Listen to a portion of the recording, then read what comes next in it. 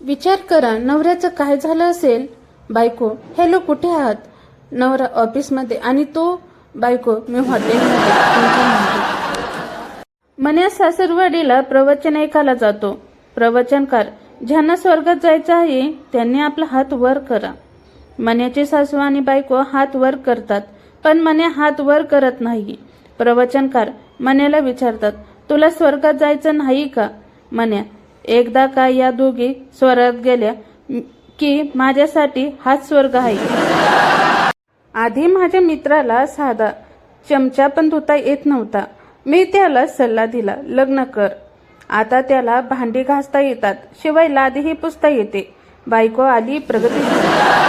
बायको, काय हो हा मोदी, एक दिवसात 3 देशात कसं काय जाऊन येऊ शकतो?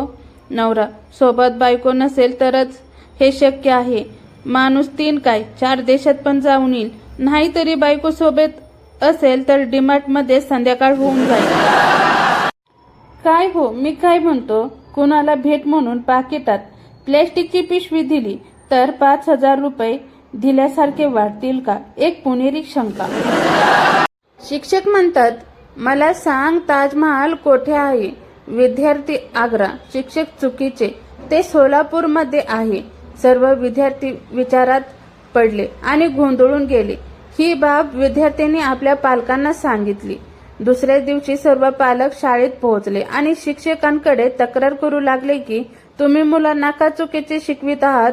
शिक्षक, सर्वप्रथम आपण मागील 6 महिन्यांची फी जमा करावी. फी जमा केली जात नाही तोपर्यंत ताजमहाल सोलापूरमध्ये राहील.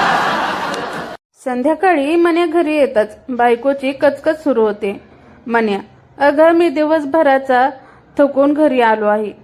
पाहिले, फ्रेश तर होऊ दे. बायको, मग मी सुद्धा दिवसभर एकटीच घरात होते म्हणून मी सुद्धा फ्रेश होत आहे.